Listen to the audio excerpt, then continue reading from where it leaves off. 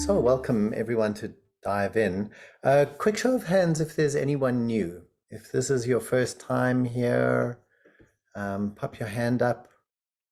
Okay, so there's one, two. Okay, yeah, Albertina, Heping.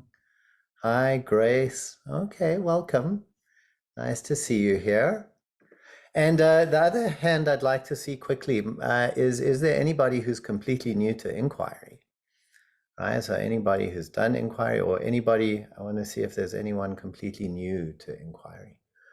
Okay, so Albertina's new. You're going to be adventuring into a new zone, Albertina. Yeah, great. Okay, very good. Very good. So these dive-in sessions, as most of you know by now, are really introductory sessions to the practice of inquiry. So there are kind of sessions specifically focused. Each one highlights a particular thing about the practice.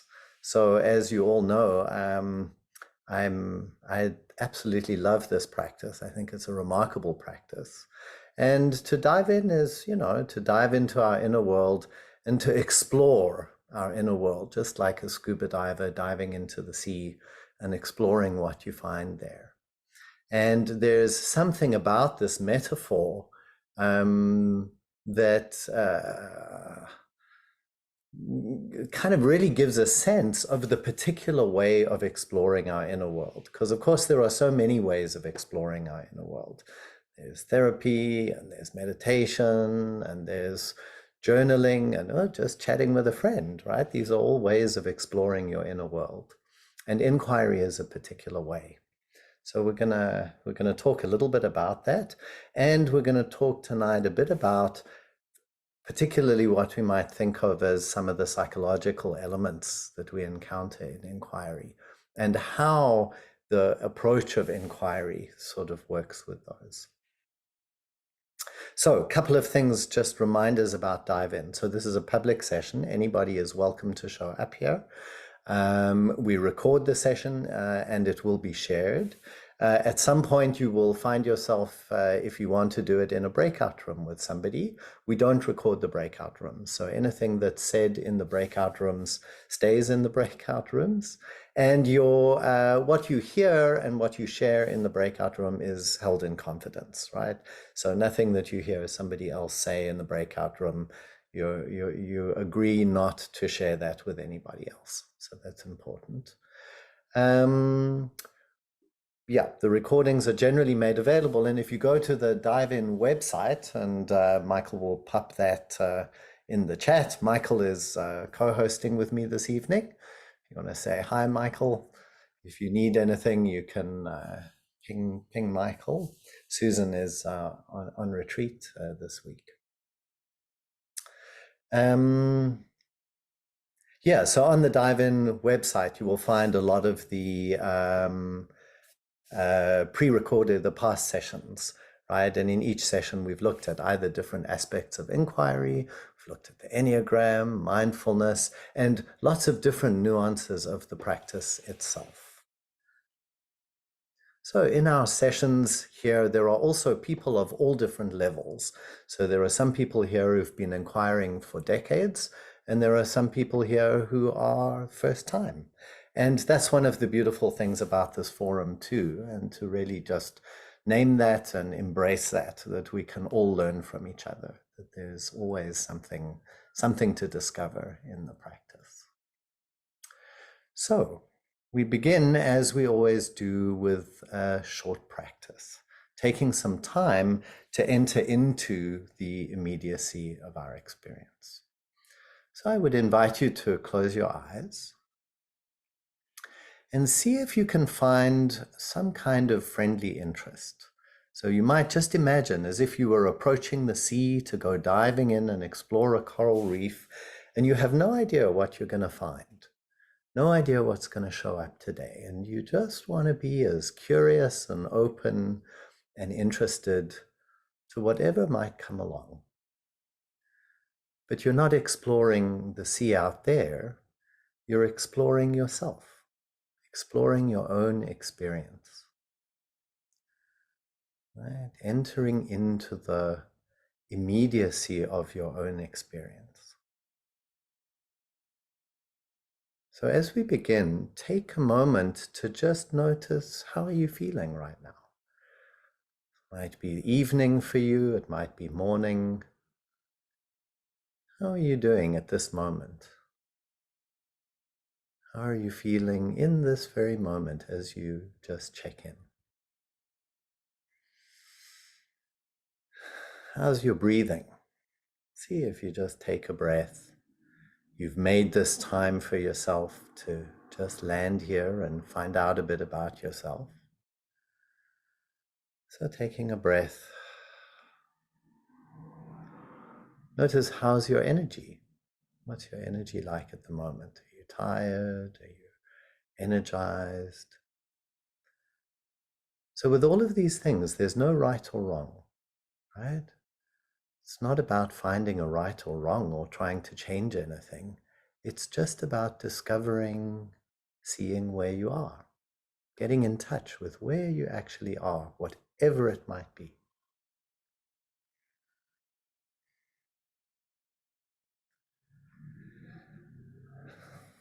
So one of the ways we connect with what's really right here, right immediate in our experience, it's very important for our exploration, is by sensing our bodies, sensing our arms and legs.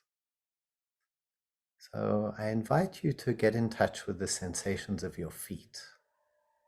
Feel your feet on the ground. And notice whatever you can sense in your feet, maybe your socks, your shoes, the floor, the temperature. Maybe you can feel each individual toe, the ball of your foot or the heel.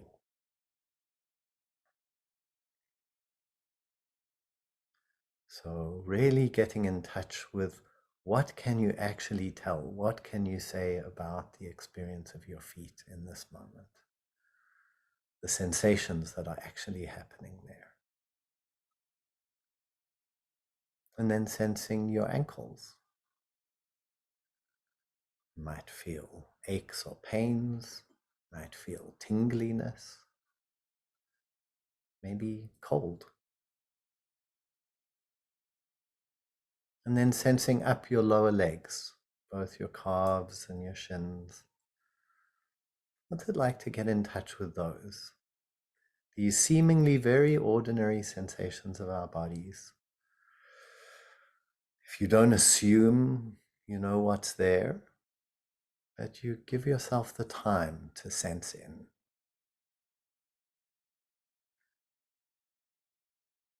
And then coming to your knees. Maybe you feel the kneecap, the hard kneecap, or the soft back of the knee.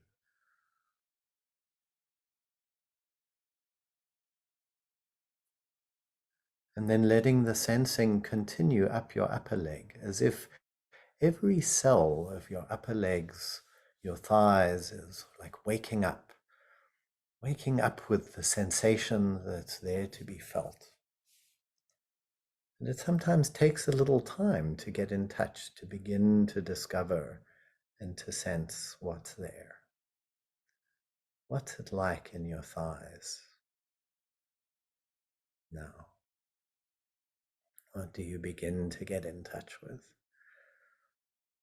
They might feel fleshy or muscular, or maybe you notice the length of your thighs, more the inner thigh or the outer thigh.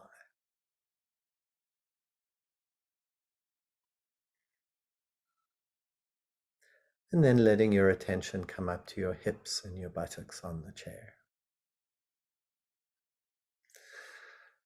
Yeah, what's it like to really feel into your seat? Sense the weight of your body, your bum connecting with the chair, supported by the chair. The breadth of that support.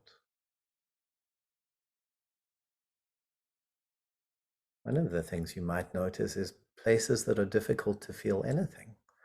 And that's totally fine too.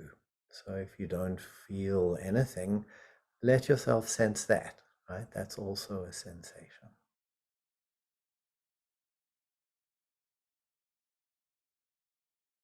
And then sensing both of your legs from the feet all the way up to the hips and the buttocks.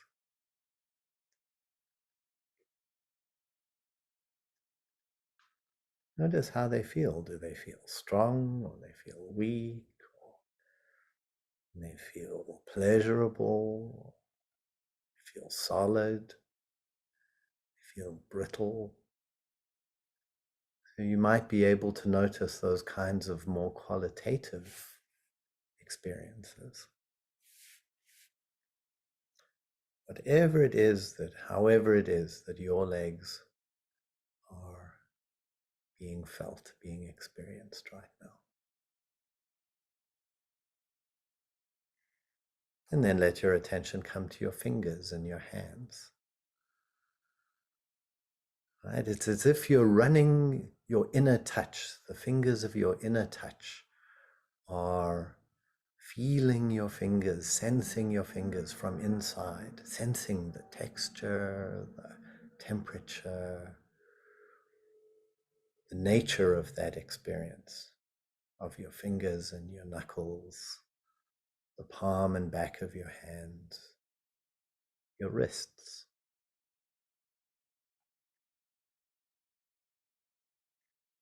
And allowing the sensing to move up your forearms, to your elbows. How is it to get in touch with your forearms? Really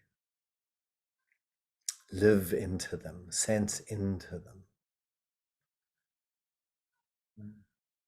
So you may notice, like, there's actually sensations there. You're not making them up. You don't have to imagine anything or conjure up something that isn't there.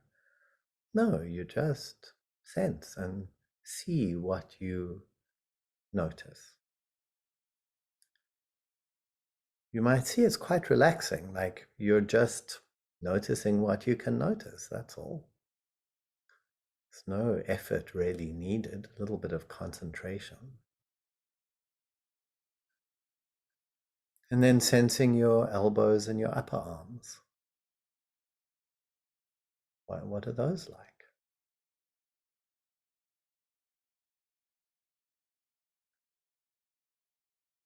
And all the way up to your shoulders, getting in touch with the immediacy of your shoulders. You're going to hear me say that a lot tonight. I'm really emphasizing that, the immediacy of the experience. So in your shoulders, in the sensations of your shoulders right now, there is something that you can tell, something that you can sense. You're not making it up. It's not a theory. It's just an immediate, direct experience. Maybe you sense the joints, or you sense some kind of achiness or tiredness or tightness, or some sort of fleshy strength. However your shoulders are tonight or this morning. And then sense the whole of both arms, hands to shoulders.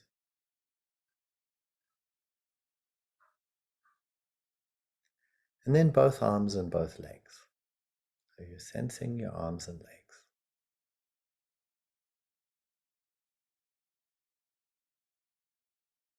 And notice, how has this affected you? Now that you're sensing your arms and legs, you've given some time to focusing on the different sensations there, getting more in touch. How's that affected your state? Again, there's no right or wrong. You're just noticing, oh, it's made me feel a bit more like this, or a bit more like that.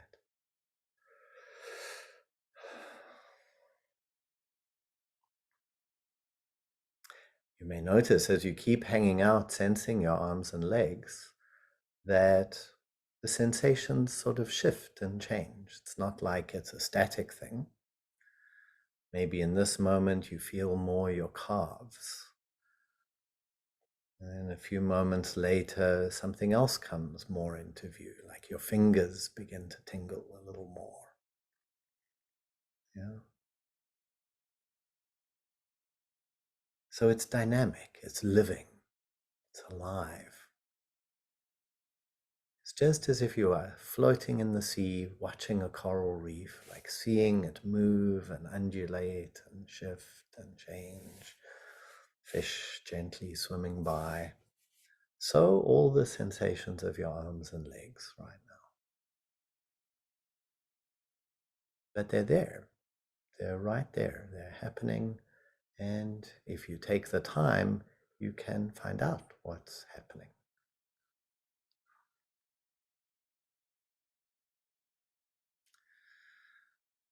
And now add to your sensing of your arms and legs, add sensing the sound.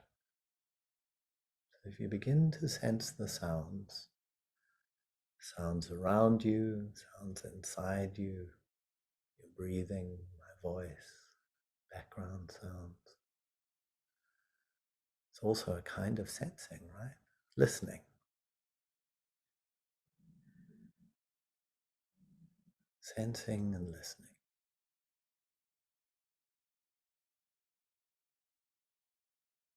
And then when you're ready to, you can let your eyes gently open and begin looking. Sensing your visual sense.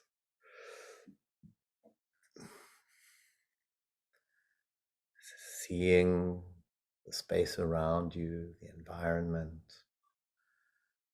Looking is really the main way we sense our environment, right? One of the main ways. So you're looking.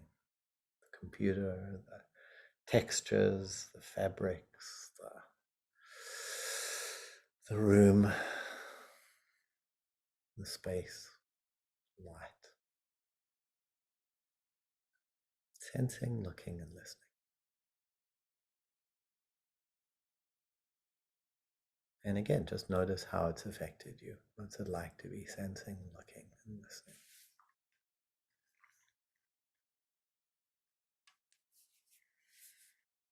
So sensing, looking, and listening is one way we very important way, we enter into being really immediate, being in touch with really what's here, what's present in our experience. And that's a very important way, often even as preparation for an inquiry, before we actually start the inquiry proper, is taking some time to be sensing, because it helps connect us with this layer of our experience, which turns out to be very important.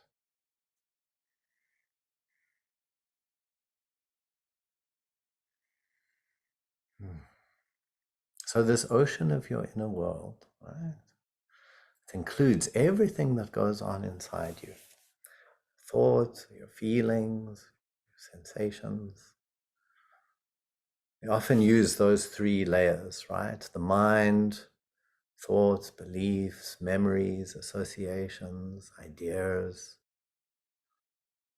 inner dialogue, understanding, questions. These are all kind of involve the mind, right? And feelings, the heart, emotional reactions, moods, tones, love and joy and anger and hate, all kinds of feelings. And then sensations. We think of the sensations of our body, like we were doing with our arms and legs, physical sensations, but more subtle sensations also, right? Like tingling or energy or emptiness or solidity. In time, we can begin to sense presence. So let's go into the first loop of an inquiry, and I just ask you, where are you? Like, what's up for you? Like, what's up for you? What's going on? What's got your attention? Might be something from your day. Maybe there's something that happened today or some emotional reaction you had that's kind of sitting with you. Right? It can be anything from your life, anything that's going on in your life. What's up for you?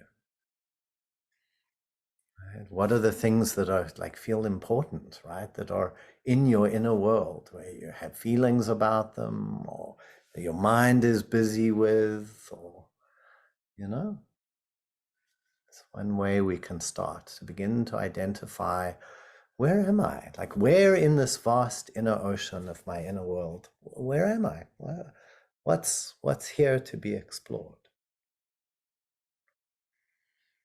Right? So our inquiry invites us to just begin to notice that, begin to get in touch with whatever it is that's going on for us, and then to begin to explore it, right? And as some of you know by now, we explore it in various ways. And in the book, I have sort of laid out, and in the dive-in courses, we go into more detail, right, on the ways that we explore our experience. And basically, we're getting in touch with the what of the experience. What is it that's actually present? Right? So I had this reaction with my friend. My friend was telling me what's going on with them, and I felt very sad. Right? So that's something that's happening, and I can feel the sadness, and the sadness is present here in my experience. Right? I can get in touch with my sadness. Right? See how it is to feel that, and what it is, what the situation is that's bringing that about. And I can begin to explore the meaning of it, like to find out, well, you know, how come, or how come it makes me sad? What about that makes me sad? Yeah, so these are ways that we can, what is it touching within me that brings up this sadness? And the way that we can tell all of these things, like I said, in when you're sensing your arms and legs, is just to tell, what can you tell from the immediacy of the experience, right? You can tell you're sad because you're actually feeling it, right? The sadness is there, right? You can tell what does it feel like? Well, it feels kind of tender in my heart, kind of warm and achy, feel a little teary in my eyes, right? That's what kind of comes up with the feeling of the sadness, and that's what I can really tell from it.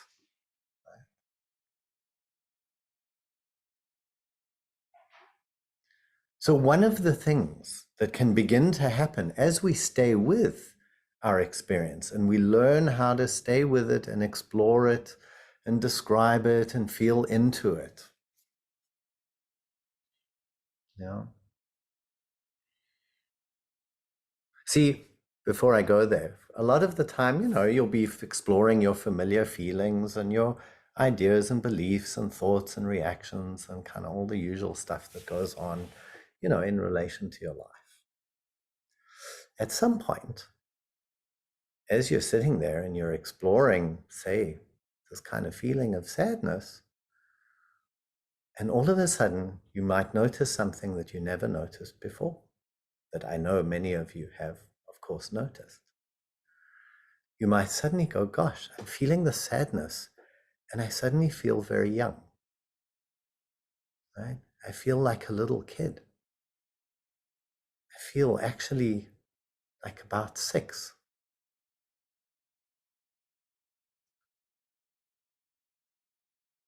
So what's going on with that? What is it that's happening there?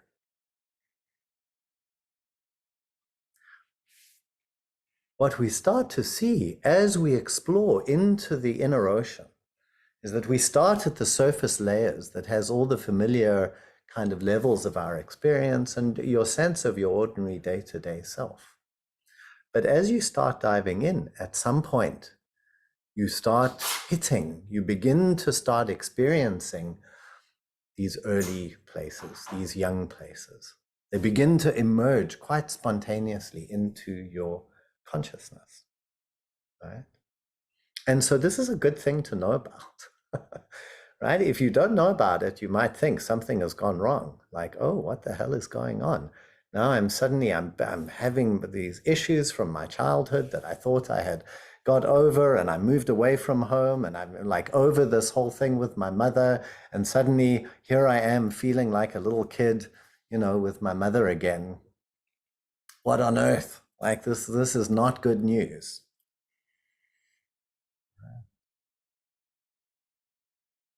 But it is, in fact, exactly the nature of the journey. It is exactly the nature of the inner ocean, in fact, right? That as we dive deeper and deeper into it, we begin to encounter the early impressions, the events and the memories and the traces that are shaping the operation of our consciousness, shaping our inner world, that until now we have not been conscious of. We didn't realize were there. So the interesting thing about this, and the reason I keep underscoring immediacy, right, is that you don't need to have a theory about this. You don't need a theory about this. You don't need to subscribe to some or other sort of psychological theory or approach to psychology or anything else. You will find if you simply stay with the immediacy of your experience and keep exploring it, particularly when you explore emotional reactions, right? So anything in your life that starts provoking an emotional reaction, makes you angry or sad or bored or frustrated, right? Or that you desperately want, you feel like you really want, or any of those kind of emotional reactions, as you inquire into them and you let them happen. And remember, the whole orientation of inquiry is just to be open, to let it happen, to invite it to happen, and to just be curious about it, to find out, what is it that's going on here? What is this? Right? That will naturally, in time, begin to open up into these younger places. Yeah. So it's like you start feeling into parts of your inner world that are kind of hidden off in the crevasses and tucked away in the depths and out of the usual sunlit waters of your day-to-day experience. And this is not bad news. This is good news. It's part of the adventure, right? It's part of the discovery. Now, in diving in the book, I kind of outlined that basically any experience that comes along, we can approach it in the same way.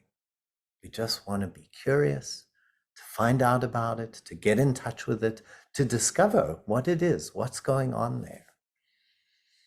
And so it's exactly the same kind of thing with these types of experiences, right? So when you start feeling like a little kid in some way, or maybe you start feeling like the other person is a little kid, you're feeling sorry for your friend, and then you suddenly notice you're inquiring into the situation, you realize you feel like your friend is a little kid, like they're a helpless little kid and you're just wanting to help them and love them, right? Maybe that happens. Again, it's something to just be very curious about.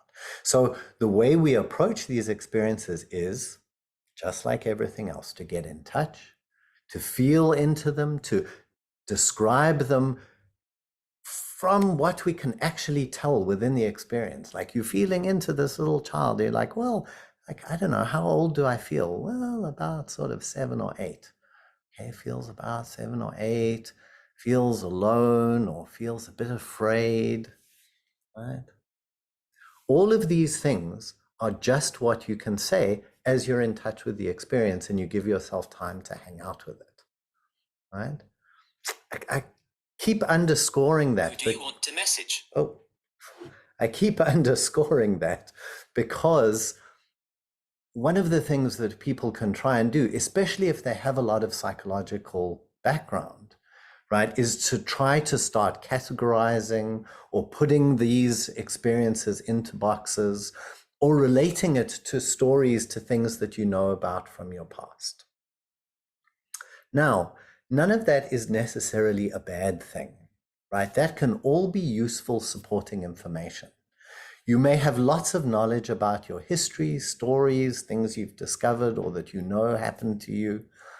right? And when you're encountering some young part of you that feels a certain way, those stories might occur to you, right? Oh yeah, I remember. This always comes up. I have this thing with my mother. Here I am with my mother again, right? And I see people who've been inquiring for a very long time, and they do those kind of things, right? They do that. Oh yeah, well, here it's me and my mother again, and I'm in the same pattern that I always get into. And what I want to say is that you can hold that knowledge lightly if you know something about that. But then you need to turn to the immediacy of the experience and to see what can you actually tell from what's actually going on right there, right? As you are in touch with this young part of you, what can you tell about what he or she is feeling, right? What's making them feel that way?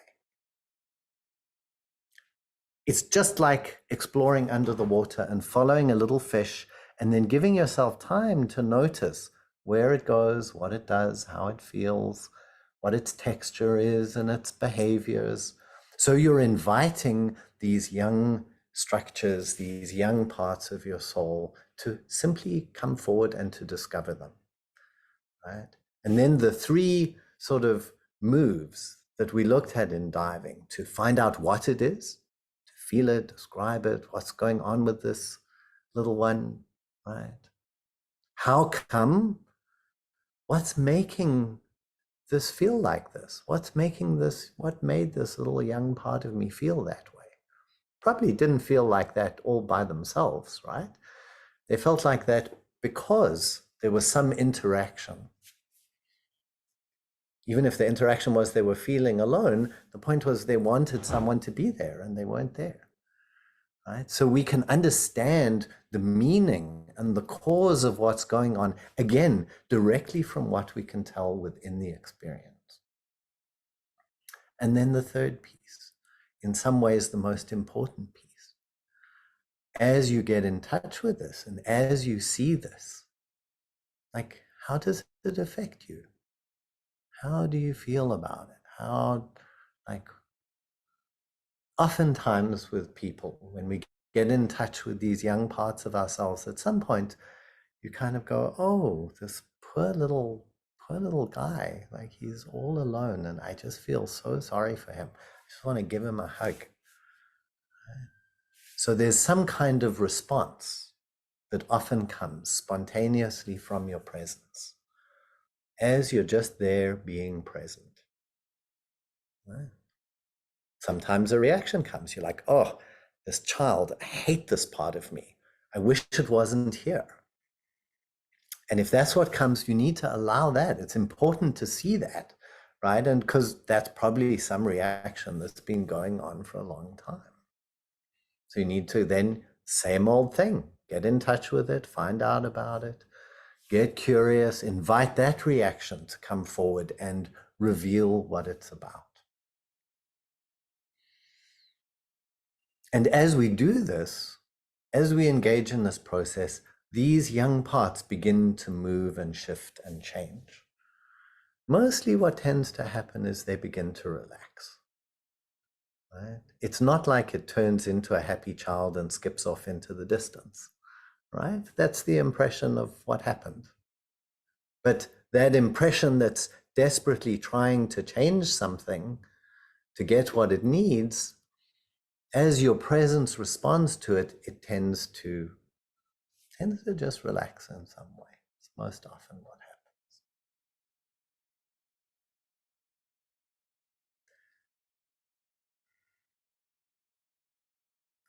So now I want to quickly contrast. I've given you some idea, right, of how we engage with these kind of parts of ourselves. And really what it means is that a lot of our conditioning, a lot of our history, right, is stored as impressions, as these young parts within us, right? And as we inquire in time, they all sort of begin to surface, and each one of them has something very interesting within it. And all we can do is just remain interested and open and curious and find out. Find out, what is this? How come this is here?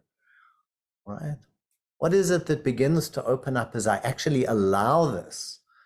Right? I allow it, I invite it forward, I'm with it, I let the feelings happen, I understand and I see what's making it happen. I invite the whole thing forward.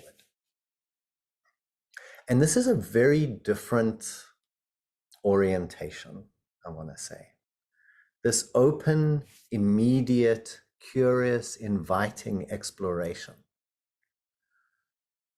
is different than many of the other approaches we could take. We could try and fix the child, the young parts of us.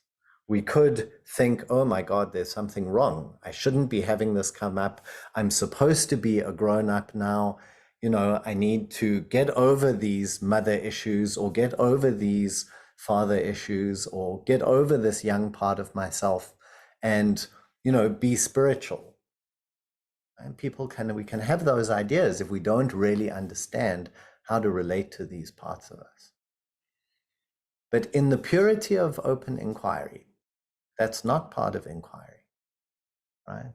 To push away a part of your experience, anything, any kind of experience, is not part of inquiry, really. Right? So the inquiry in time needs to be able to allow it, to invite it forward, and to find out what its secrets are. Find out what's making it happen, what's bringing it forward.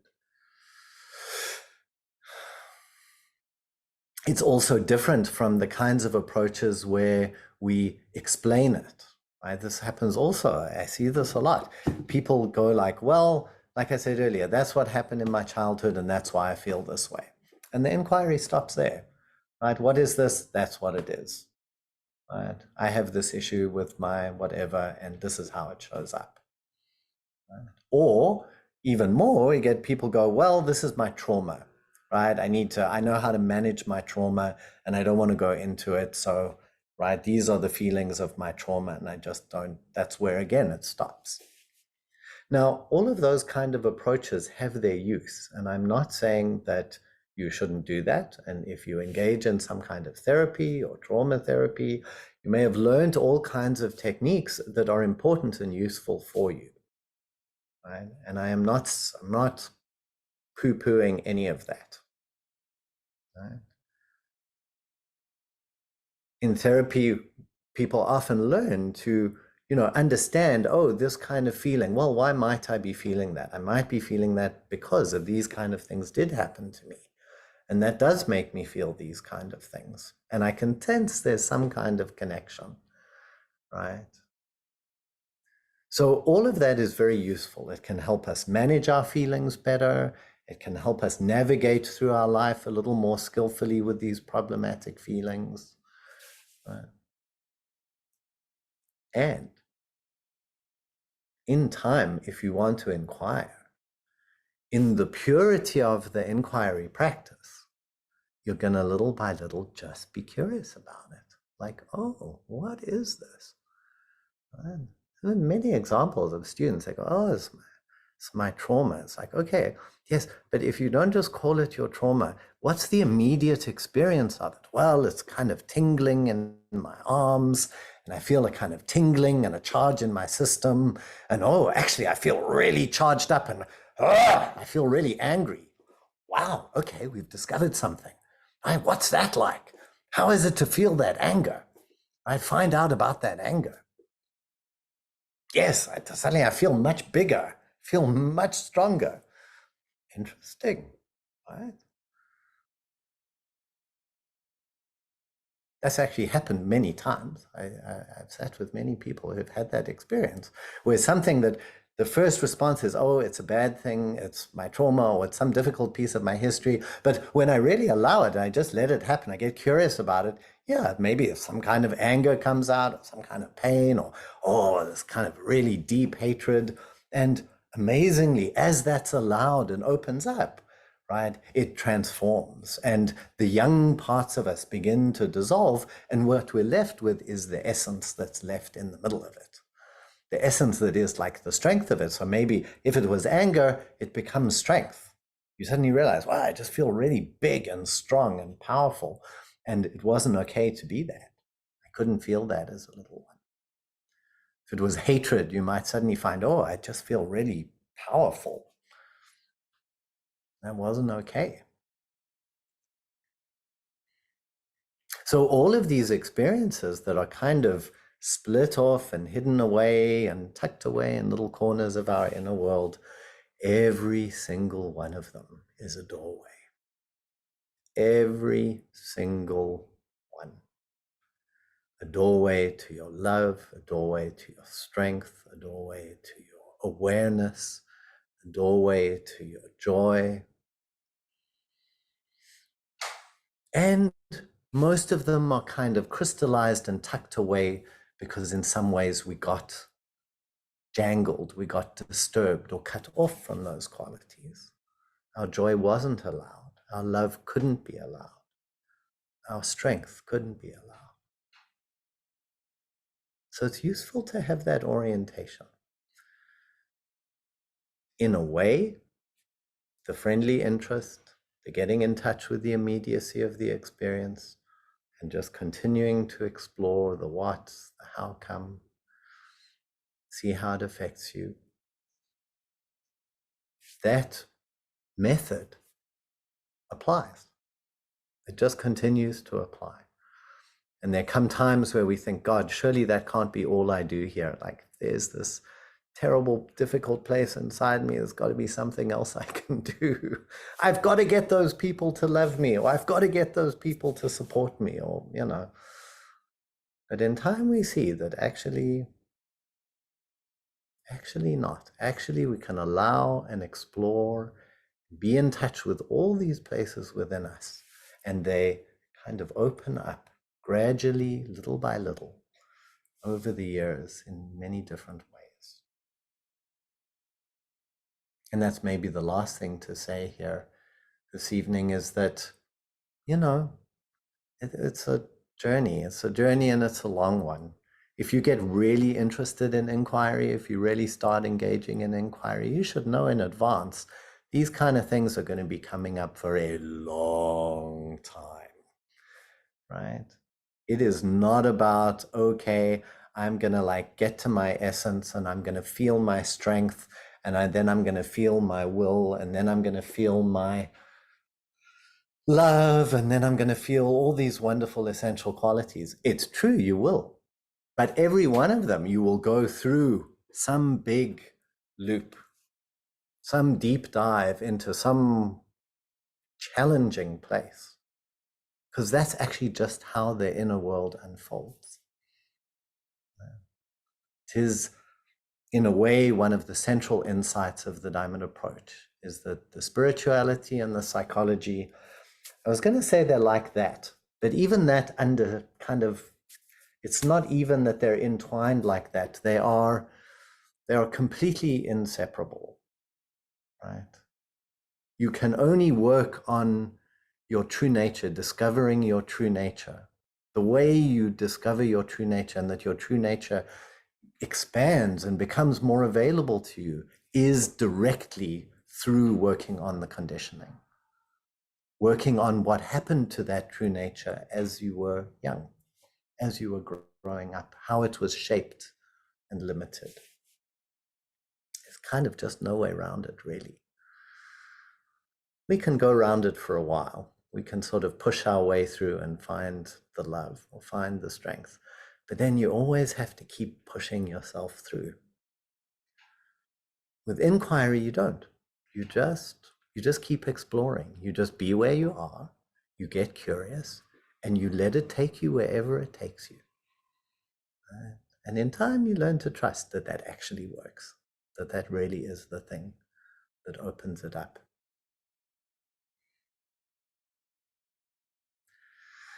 So I've been talking a lot. Take a breath, sense yourselves, notice where you're at. It's a lot of information, isn't it? It's really wondrous, though, if you just contemplate it for a moment. Like you just contemplate your inner world that has all this love and joy, compassion and determination and sweetness, intelligence, all these qualities that you have. And they're all shaped by what's happened to you, by your personal life's journey, the very specific individual things that have sculpted you, that have impacted you, that have left impressions on you. It's very, it kind of touches me in the moment. It's like, it's so human, right? So human, so personal to each one of us. Your very personal, particular story, there is no one else like it. What happened to the impressions that are left in your inner world, that are shaping how your inner world works, are totally yours, totally personal. So in a sense, our friendly interest is just to befriend that, to get curious about it, not to therapize it or fix it or get rid of it or see it as a problem, but in a very intimate, immediate, personal way to kind of get to know yourself, to get to know all these places within you and to find what lurks inside, what lives inside.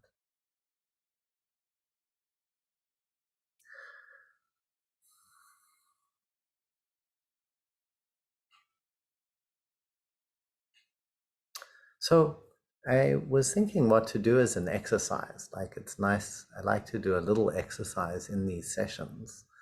And I'm going to give you just a very short one. You see, it's difficult to do an actual inquiry because, you're not necessarily in a 5-minute inquiry going to pop through into some experience of some impression. I want to say, though, also, it really is true. And from my own experience and from, the students I work with, like, the more you open to these and you let them come forward, you'd be amazed how precisely they get revealed, right? Impressions from all the way through your life and eventually all the way back to like the time of your birth, even earlier in the womb. You can come to a very, very clear and precise recognition of what happened, of what the occurrence was, what the particular situation was that really left such an imprint. And usually when you see it in its totality, when you really see and feel every piece of it, it kind of dissolves. But you really do have to see the whole thing. It really is miraculous. It's amazed me how that actually does work. That I've been able to discriminate like particular nuances of moments of influence of how one event affected me in all these different ways that over the years have kind of got revealed. And each particular sort of nuance, as it is recognized and opens up, becomes a doorway to a different quality, to a different thing that was limited by it. Right? It's a truly miraculous thing. It's really interesting, and at times very challenging, because it means hanging out at times with not easy places. So for your little exercise, you're going to pop into a room of 2 people, right? Michael's going to set you up in breakout rooms in groups of 2. And I've been describing a particular way of relating to, the young parts in your experience. So there are 3 different exercises or 3 variations depending on what your experience is. If you do and have done a lot of inquiry and you do encounter these young places. I want you to just take 5 minutes and look into how do you relate to them, right? Or how much do you just allow them to open and explore and find out what's going on and let it happen, right? Allow it to unfold. Or are you more involved in like, oh my God, not my child again. How can this be happening again? I can't believe I've been working on this for 20 years. How can the hell is it still coming up, right? Is there that kind of reaction? So you just want to be honest for yourself and see, like, how do you relate to these parts of you when they come up in your inquiry? And how do you explore them? How do you work with them? Do you try to fix them or get rid of them? Or do you actually still think somewhere in there that they're a problem and they shouldn't be happening, right? Some of us carry that idea for a very long time. Oh my God, it shouldn't be happening. There's something wrong with me. I'm failing in my inquiry. So I'm inviting you just to look for yourself and see. If you don't do inquiry, but you have maybe encountered some of these things in therapy or in meditation or in some other kind of inner practice, you want to see how have you approached them, right? And if you have a way of working with them, like a therapeutic way or some other kind of way, or like a meditation way, just notice how do you see that differs from what I've been describing, right? So you want to just see how is it different from just the friendly, open, immediate exploration, right? And how is it to consider that kind of friendly, open, immediate exploration? And if you've never encountered this, right, if this sounds completely off the charts to you, you've never had an experience of suddenly getting in touch with something from your past in this way, then just notice, like, how is it for you to contemplate that, right? To just contemplate that, oh, there may be these kind of things inside you, right? How do you imagine you would feel if you sort of suddenly found yourself feeling like a scared young child, right? Would that seem like a terrible thing? Just see what your attitude or your ideas might be. Okay, so I've just unpacked for different levels of experience. The net is explore your relationship to the sort of young parts of your inner ocean, the impressions from the past, your psychological layer of experience. Okay, you'll each have 5 minutes. So we're going to pop you in a breakout room. We'll probably give you like 12 minutes in total, so you can say hello, introduce yourself, and then just take 5 minutes. Remember, if you're the person who's talking, your inquiry, your exploration is just for you. Right? This is not for anybody else. You're not trying to make them get it or understand it. It's just for you. If you're the witness, you're a completely neutral, silent witness. You don't say anything, you don't respond, you just be there, sense your arms and legs, be present, and let the other person go wherever they go, right? And then you swap over. So if you're not going to do the exercise, please drop off now. You can rejoin us in 10 minutes or 12 minutes, but otherwise you'll drop off when you're in a breakout room, and then somebody will find themselves orphaned without a partner, and we don't want that to happen. So if you're still on the call now, it means you're going to do the exercise and you're going to find yourself in a room with somebody else. And then we'll have time for discussion afterwards. All right, enjoy. Enjoy finding out a little bit about how you relate to this.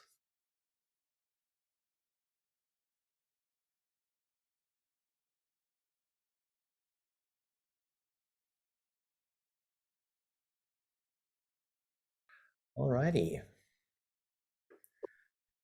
So let's jump in with questions. So if you have a question, please use the participants button or the reactions button at the bottom to raise your electronic hand, because there's more people than I can see on one screen.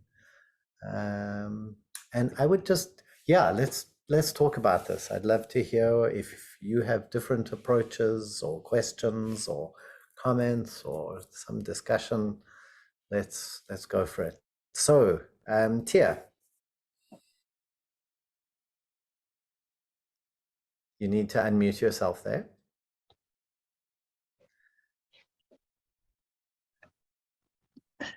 I find it quite a coincidence and like a magical coincidence because I had quite an experience of what you're talking about just a few days ago, and it was while I was doing my morning sensing, looking, and listening, which has not been, in my opinion, you mean going very well all this time, and find myself always kind of like, I'm forcing it and imagining it. I know I'm doing this, but I don't know how to stop. The other day,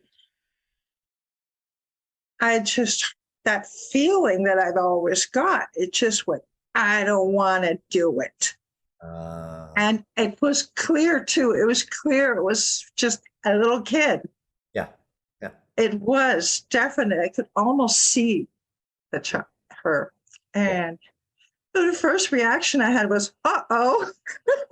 Because, I want to practice this. I'm dedicated to him. It was also, oh my God, maybe I better not do this then. And I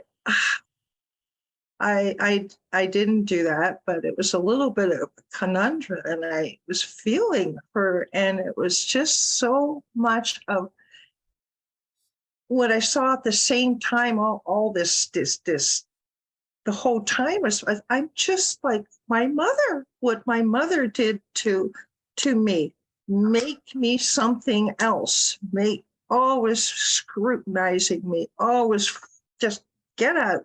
And I was doing exactly that. And I felt the pain of that little girl. She had to go through this thousands of times with no explanations, no answer to why, because I just depended 100% on my mother. 100%. Absolutely. So I'm still not quite sure what to do, but I would say I have an instant love for her. Hey, notice that. Yes. Feel the love. Yeah. But it took me years to recognize this. Years. So this is the beauty. There's so many, it's a beautiful example that you give us. The thing that kind of strikes me about it is, for example, in our meditation or in our sensing practice, when we have these kind of difficulties, when there's some part of you that seems to be like not wanting to do it or not able to do it or anything like that, again, you want to just get curious. So after the sensing practice, you can go, well, what is this part of me? What is it that keeps coming up that doesn't want to do it? Right? And that will invite that into the light. Because until then, you were pushing against it without being conscious of what it was you were pushing against, right? Yes. Once you've seen it, right, it whole begins to change. It's a whole different story. And there's so much to explore down this line too.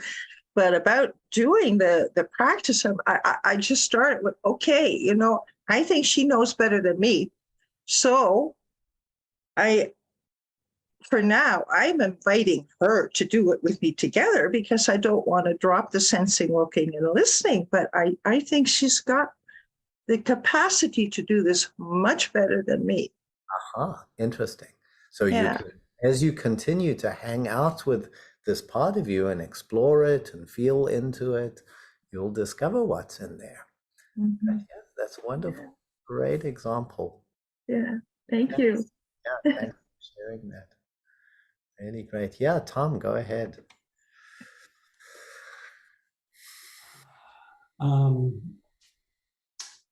So I have a lot of experience with psychological approaches and also with inquiry. I've been in Diamond Heart for a while. And I just took your 6-week class. So I've been doing inquiry on my own almost every day. And I've also been dealing with some sort of upper respiratory illness that no one can figure out. Over the past 5 to 6 months, I've been sick for most of that. And I've noticed that the experience of that has brought up a lot of feelings, helplessness, powerlessness, frustration, that feel that always feel related to my teenage years. And I'm aware of my resistance to those feelings because I'm just experiencing them so much. I'm tired of them. And I find myself like all the things that you gave as examples in the teaching, I find myself telling myself, not this again. I just went through this yesterday. And often in my self-inquiries, because sometimes give myself 40, sometimes long minutes or longer, because I have the time. And I'll often get to a place that feels more like the essential compassion will just naturally arise, but it'll take a long time, and I don't always have the time. Right, right. Yeah. So again, you need to kind of, it's good to, I mean, see that there's, you have some agenda or some destination in mind, right? And to see if you can notice that and hold it lightly. But let me ask you, like, so there's some kind of, say, if there's a frustration or a helplessness, right? Is it possible? Are there times when you can go, okay, like, let's just make some room for this part of me? There's some part of me here that just feels like frustrated as hell. Like, what if I just give him some room, give him as much space as he needs? Yeah. Did you do that kind of a move? In the inquiry process, I have. Yeah. Okay, good. Yeah. Yeah. And because it feels like the process unfolds very slowly. Mm-hmm. And so I actually started out with 20 minutes a day, but I'll often extend it because I feel, well, I guess because I want to get to somewhere that feels nicer, and it usually takes longer than 20 minutes. Uh-huh. Sometimes that will happen. Do you find yourself getting stuck in a particular feeling or reaction, or does it seem to be? So what is it that takes long? That's a good question.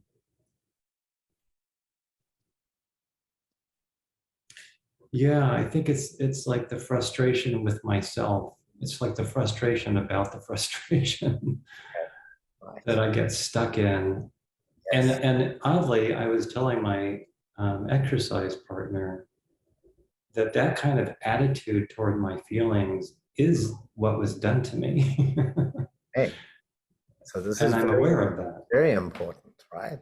So there's a you that's frustrated, right? There's some young part of you that's frustrated, and then you're taking the sort of, you're in the position of one who is frustrated with him, right? That's actually the structure of the experience that's going on there. Yeah. So that might be very good to unpack. So what we haven't gone into today, or for that matter in any of the courses, but stay tuned, right, is that you begin to notice that there is that kind of relational element going on. So there's the young part, and there's the part of you that's frustrated with him, and that's how he was treated. Yeah. Yeah. I mean, are you referring to the superego? Because Well, so super can be super ego, but it can also go deeper, right? It's basically some kind of object relation. right. Right? Okay. So there's the sense of the little Yeah. young frustrated self, and then there's somebody who's frustrated with him, right? Right. And trying to clamp down on his. So it could be, and it can be superego as well. In a way, it doesn't matter. What's important is you begin to notice, oh, okay, there's something going on there, right? He's frustrated, and I'm frustrated with him, right? Yeah. So to kind of feel into that and like find out, well, who are you there? Who are you becoming, right? As you take that place of like see him over there and just feel really frustrated with him. Who are you becoming there, right? Uh-huh. But you're right, what that will do, you see, this is the interesting thing, is as long as one half of it, you see, half of it is conscious, but the other half is not, right? The other half you're still identified with and acting on. And that will tend to keep it, that it will stay in place, right? So what you can do using, since this is primarily what we're talking about here, is so get curious about and interested in the part of you that's frustrated with him. That is not, that's something I have not yet done, I think. Yeah, right. So that's where you're finding yourself frustrated. Like there's this young frustrated part of you, and here I am feeling frustrated with him. Okay, let me feel into this. Like, where am I coming from here? Uh-huh. What's making me be frustrated with him? And how is the frustration that I'm feeling here affecting him? Right? Because it will be having an impact on that structure. Yeah. Thank you. Yeah, you're welcome. Appreciate that. Yeah. Great. Yeah. Jan or Jan or Jan. Jan. Yeah, thank you. Yes, the very first time that I tuned in, I've actually did your 6-week course, and I think one of these sessions before that, and I think it's either the very first time of the 6-week or the very first time of these. I felt an icy, absolutely icy feeling in my left arm, and then absolute fear. And I couldn't relate it to anything that was happening, sort of in my immediate environment.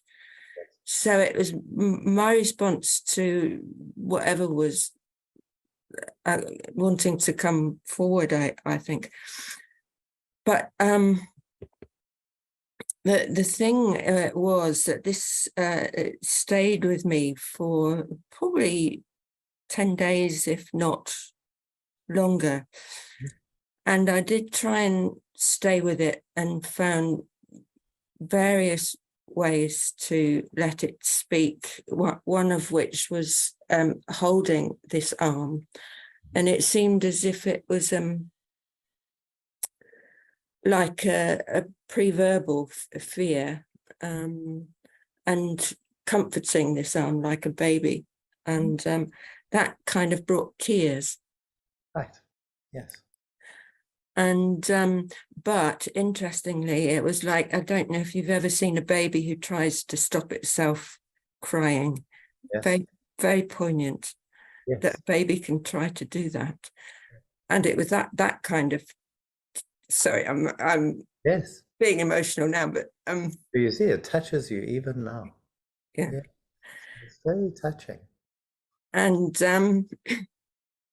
I did in meditation that I do, I did have a flash of someone that was very angry. I got a sense that it might have been a male figure, but I didn't see particularly. I just got this flash of someone. Don't know who it was, and I don't know what the situation was. But the thing is, as soon as I joined today, before anything was said, that icy feeling came back, and it's not dealt with, even though I mean, I'm saying dealt with as if I expect it to be dealt with, but it doesn't seem to have moved. Let's put it like that, even though I've been with it. So you have been with it. What you noticed right away, though, is that even as you begin talking about it, right, you're moved. Some part of your heart begins to respond, right? There's a tenderness and there's tears, right? So this part of you is still in the process of emerging and of your presence responding to it, right? So it needs to be just given time. And it's very lovely how you describe that sometimes these things will just arise like in the body in a certain way, right? We might just feel a posture or a gesture.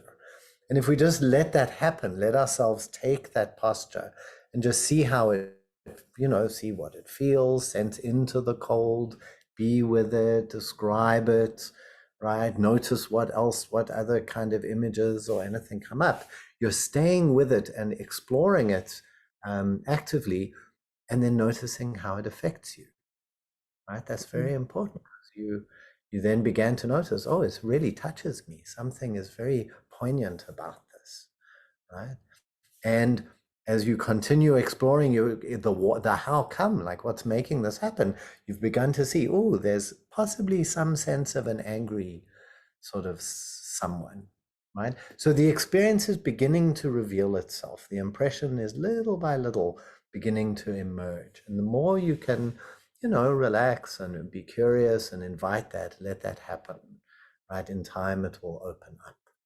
Yeah, it sounds like it's all doing what it should do.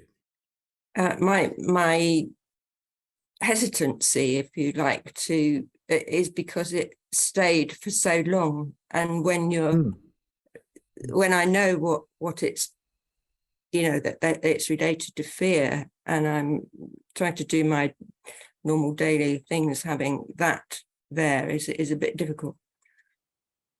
So I'm very glad you said that. I meant to say something about this. Maybe we'll bring it more into another session. But as a important remark, so we have to little by little develop our capacity to be with these things and to continue functioning, right? So it's true that we can get in touch with very young parts of ourselves.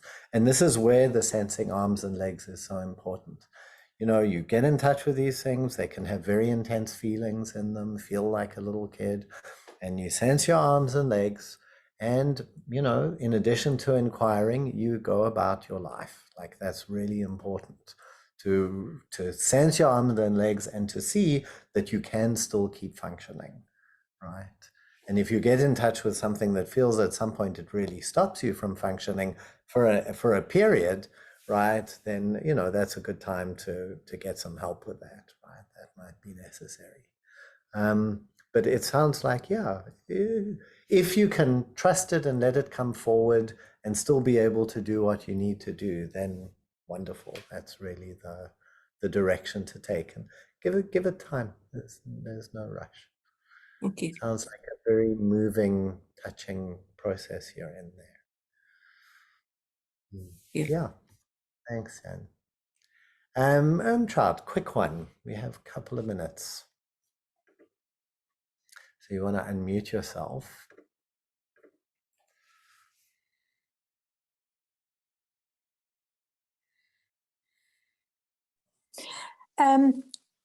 I've had my ear dewaxed and my hearing has gone. Within 10 days, it's gone. And I can hardly hear myself speak. And I don't know what's happening. I'm feeling very confused because the sound out there is muffling or echoing or vibration, and I'm not sure how to deal with my little child. Right. Well, it sounds like part of it might be a medical thing. Have you? I've been and had hearing test. The hearing test is fine because I can hear you now here through here when it's here. But as soon as other noises out there, yeah. Okay. And you're saying that that being in this situation brings up a young part of you. Yeah. Okay. What's the young part of you that comes up? The young part remembers going to the ENT a lot because I had ear infections and I had, air blown up my nose to make it pop again.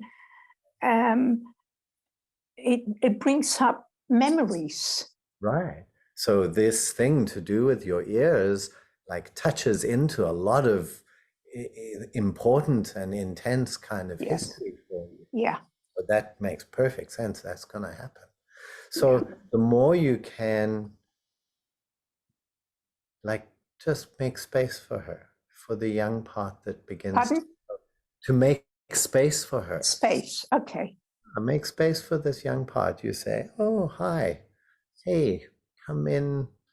Let me find out about you. See how she's feeling, what's going on with her, right? To kind of be present, to practice being present with her and see what Right. happens. Yeah. Yes. Yeah.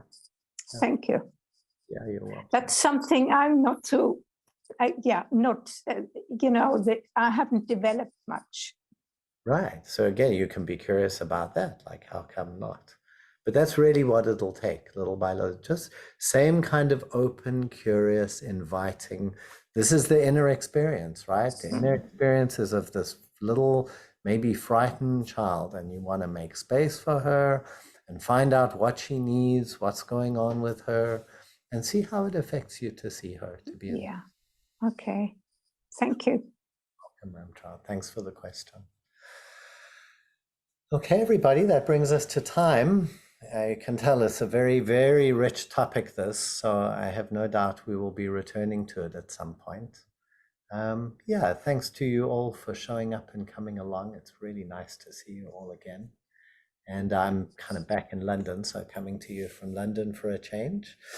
And yes, happy exploring. If you have any questions or suggestions or specific things, feel free to be in touch.